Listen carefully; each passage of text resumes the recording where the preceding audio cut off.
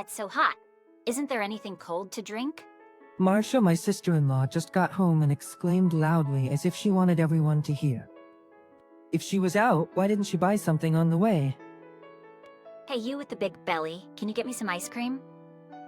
Sure, my belly is big because I'm close to giving birth, but that's no way to talk. Oh, and if you're going shopping, pick up some 2-liter bottles of tea. 2 of them. Even my mother-in-law, Roseanne, treats me like a housekeeper. I was reaching my limit with this life. Maybe it's time to end this. My name is Sophie. I'm 25 years old. I work at a food manufacturing company. My husband is on a solo assignment. His name is Georgie. He's 28, 3 years older than me. Georgie, a senior colleague at work, is in charge of new product planning and always looking for fresh ideas. I started falling for Georgie while working together on the product development team. Do I have something on my face? He asked, making me blush. Georgie's intense gaze was so captivating I forgot I was staring. I was the one who asked him out. I couldn't help but fall for the competent Georgie. We started dating and got married last year. 2 years ago, the long-awaited proposal from him. I want you to marry me. His straightforward words filled me with joy. Georgie's family includes his 8-year younger sister, Marcia, his mom, and him, a family of 3. Georgie's dad passed away about 5 years ago from a heart attack due to overwork. At that time, Roseanne was a housewife with no income, and Marcia was still in middle school.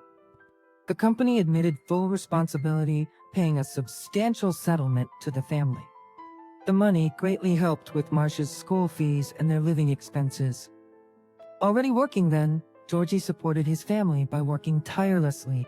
That's why, after proposing, he said, "I've been supporting my family in place of Dad, and that won't change. If you're okay with it, Sophie, I'd like us to live together." I wasn't too surprised, but I couldn't hide my anxiety. But Georgie, with a serious face, said, "I'll do my best to properly mediate between my mom and my sister." Trusting him, I decided to follow through. 2 months after our honeymoon, around Christmas, I noticed changes in my body and saw a doctor. I was 3 months pregnant, probably from our honeymoon. I was nervous but decided to tell Georgie. I'm pregnant. I'll never forget his happy face. Knowing a new life was growing inside me, I felt a deep love and resolve to protect our child with Georgie, no matter what. But at the end of last year, Georgie got a transfer order to Denver. We have to move by the end of March. He said sadly. I want to go with you and our baby. Is that okay? I said, still struggling with morning sickness and unable to do much. My parents' home is far away and it's a hassle to get there. Plus, both my parents work, so I can't rely on them. After discussing with Georgie, we decided it's best for me to stay at his parents' house, considering my due date and the fact that my company offers proper maternity leave. Back then, there were occasional complaints about my cooking or cleaning, but I didn't feel any real malice from Roseanne or Marcia. However, when Georgie left for his solo assignment, their attitude towards me changed drastically. Georgie and I were great partners at work and at home. We'd often lose track of time discussing new product ideas. Roseanne, not understanding our work jargon, felt ignored. Marcia seemed to resent me for stealing her brother, who had been like a father to her. Both Roseanne and Marcia had been harboring unfounded grievances against me, which started to surface with Georgie away. My maternity leave was still a while off, but I was often off work due to prolonged morning sickness. Even a slight smell could make me nauseous, and I was frequently hit with sudden drowsiness and headaches. The morning sickness should have settled by now, but it was lingering for me. I couldn't focus at work and even left early a few times after informing my boss to avoid mistakes. Roseanne, despite being a housewife for so long, hardly did any housework since Georgie and I moved in. At first, I thought she was deliberately leaving the chores to me, but Georgie told me she'd always been inactive. Her late husband had been quite the diligent one. Often lounging around at home, Roseanne would scornfully comment when I returned early from work. Skipping work again? Modern pregnant women sure know how to slack. Back in my day, we had to tough it out. I'm sorry, the nausea won't stop. I just need to lie down for a bit. To which she retorted, What are you saying? You're a daughter-in-law. If you're home, you should be cleaning. barely able to stand. I used the vacuum cleaner as a crutch to walk down the hallway. Suddenly, everything went dark. An overwhelming nausea hit me. I tried to suppress it, but it was futile. I couldn't help it and vomited right there in the hallway. It was food I had barely managed to eat, but I threw it all up. Ah, how disgusting. What are you doing? Roseanne just made a face of disgust, showing no intent to help. You made the mess? You clean it up. She said dismissively and walked away. Crying, I fetched a bucket and rag to clean up my vomit. The smell made me feel sick again. But my stomach was empty, so only bile came up. I couldn't stop crying, whether from frustration, sadness, or nausea. When you're done cleaning, start preparing dinner. Dinner. Roseanne used to at least prepare dinner when everyone was out. But today, since I returned home early, she had no intention of moving.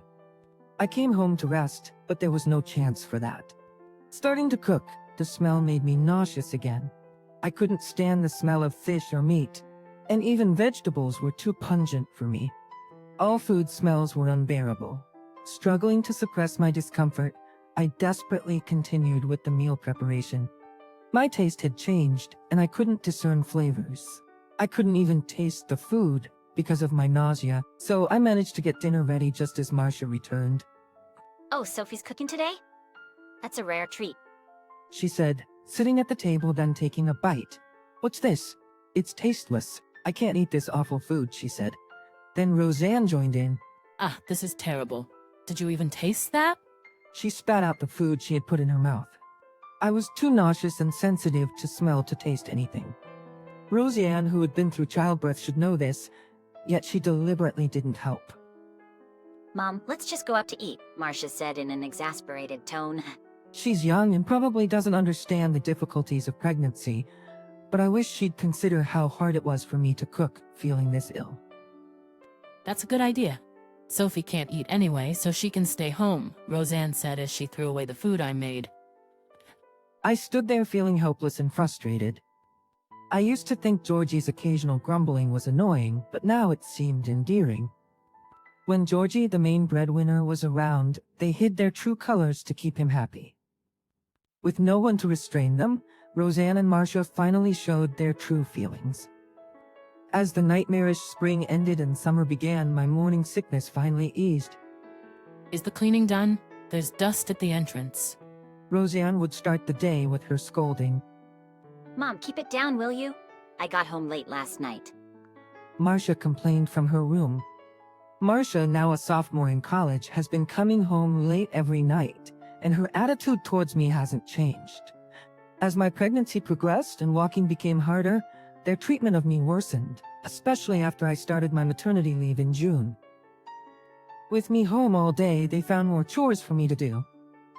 Still, I endured for the sake of my unborn child. Then, on a hot day in July as my due date approached, It's so hot today. Hey, big-bellied chubby lady, go buy some ice cream. Marcia said rudely. My belly was indeed swollen, ready to give birth any day. I don't know about asking a pregnant woman who has trouble walking to run errands, but even so, there are a few more ways to put it. You're going out. Get 2 2-liter plastic bottles of tea. Roseanne added without a hint of consideration. The bottles were heavy? That's 2 bottles. It was hard for me to see my feet, let alone walk without stumbling. Reluctantly, I headed to the nearby supermarket. Inside, the air conditioning was strong, and the aisles with ice cream and bottled drinks were chilly. While walking down an aisle, I suddenly felt dizzy and sat down. I realized my underwear and the floor were wet. My water had broken. Calm down, you're okay. A store employee comforted me. They called an ambulance and I was rushed to the hospital. I never expected my water to break so suddenly. Should we contact your family? The nurse asked. I gave them the phone number of my in-laws' house, expecting them to be worried. But when Marcia answered the phone, So she's in the hospital because she was out shopping? We're busy here. Just let us know when she's given birth. she said, showing no concern. They had sent me out shopping, pregnant and close to labor, without a second thought. I asked the nurse to also contact Georgie, who was on assignment. He was the only one I could rely on. Labor began, and Georgie arrived at the hospital that night. Are you okay? I was worried. I heard you were about to give birth, so I rushed here. Georgie said. What about Mom and Marcia? Didn't they come? He asked, puzzled. I wanted to tell Georgie everything that had happened while he was away, but it wasn't the time for that. The labor pains were getting closer together, so I entered the delivery room. I wanted Georgie to be there for the birth, but he couldn't enter yet because of infection control measures. So Georgie had to wait in the waiting room. Despite the sudden water break and being anxious about my first birth, I had a relatively easy labor, and soon the delivery room echoed with the cries of a healthy baby. It was a beautiful girl. Holding my newborn in my arms, I was moved to tears. The child who was just in my belly is now right in front of me. I felt the reality of becoming a mom all over again.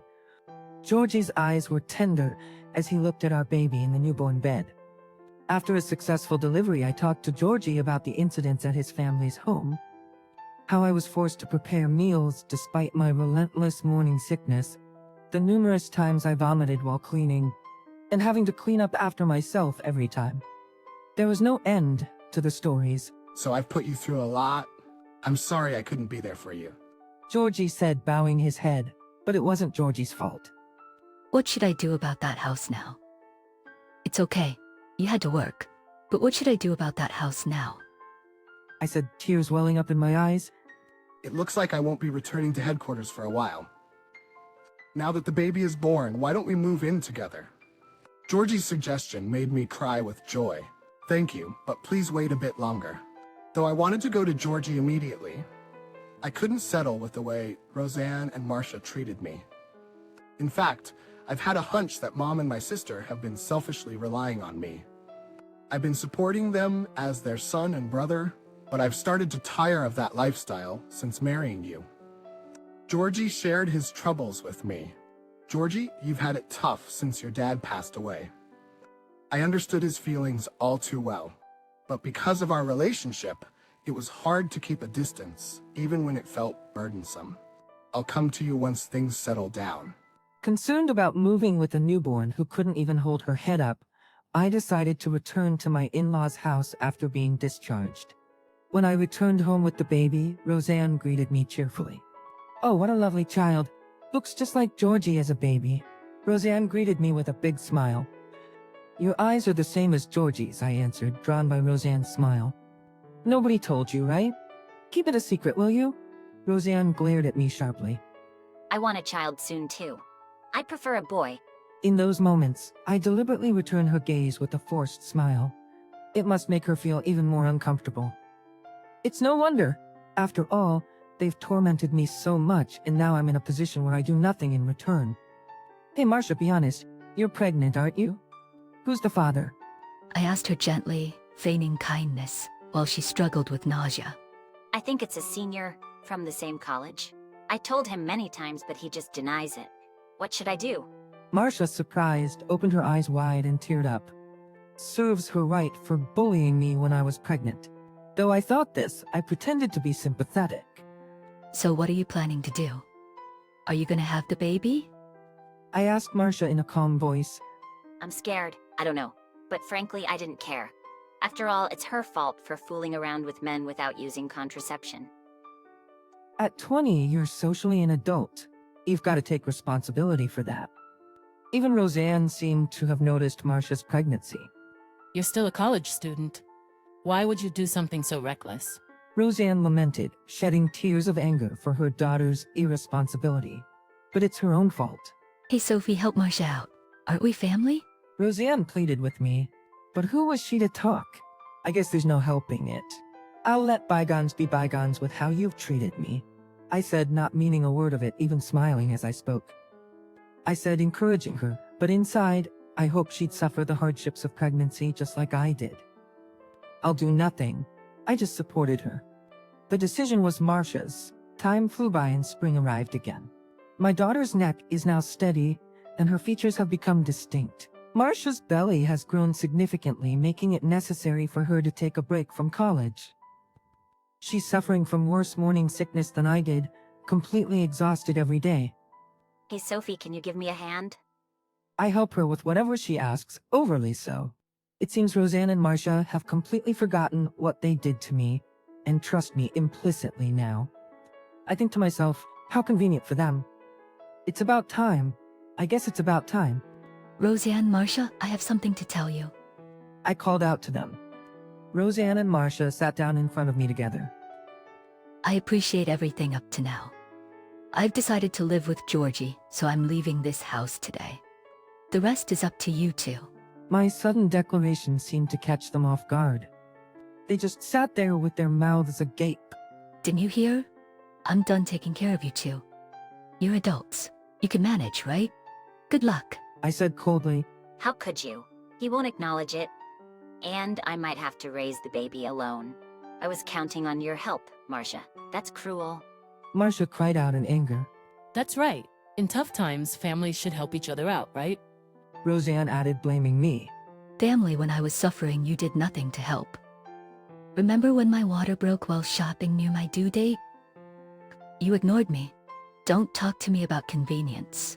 I shouted, venting everything I'd been holding back. Roseanne and Marcia shrank back from my anger.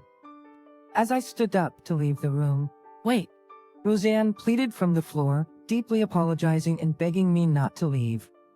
please don't leave us. Don't abandon us. Seeing this, Marcia joined her side and apologized too. When I was pregnant, in this house, no one helped me. The memory brought tears to my eyes too. When I was pregnant in this house, no one helped me. The memory brought tears to my eyes again. I endured doing housework with a big belly, for the sarcasm and struggle alone without anyone to rely on. I've endured all this time, and now I'm starting a new life to reclaim that time. Don't make me say it again. I'm gonna live with my daughter and Georgie. After all, we're family. I declared. Georgie seems fed up with you two as well. He said he's stopping the financial support. I spilled everything Georgie had told me to Roseanne and Marcia. Georgie would never do that. Don't lie. Roseanne cried out. That's right. My brother wouldn't abandon us. Marcia added, but I knew Georgie was tired of taking care of his mom and his sister at home. Ever since our father-in-law passed away, he worked hard to support them, but once he saw their true ugly nature, he couldn't take it anymore. You two are to blame for Georgie feeling this way, always doing as you please without considering him. I felt relieved, venting everything I had bottled up. It felt like the long-lasting nausea in my heart was finally easing. After that, I quit my job and started living with Georgie and my daughter. Georgie adores our daughter and never leaves her side when he's home. I almost feel jealous of my daughter for monopolizing Georgie. I've decided to work on myself so I won't lose Georgie to her. Marcia ended up having her baby alone. Apparently, she broke up with her boyfriend. She's been dating several men, and it seems no one knows who the father of the baby is. No wonder she was left alone. The rumors spread, and she couldn't stay at college, so she dropped out and now works as a hostess to earn child support. It's like a child having a child. Neglect seems inevitable. I pity the child, Roseanne, after the insurance money from our father-in-law's death ran out and Georgie's financial support stopped, started working part-time. But her inherent selfishness and sharp tongue don't make her popular among her co-workers. It's hard to change one's nature after the mid-50s.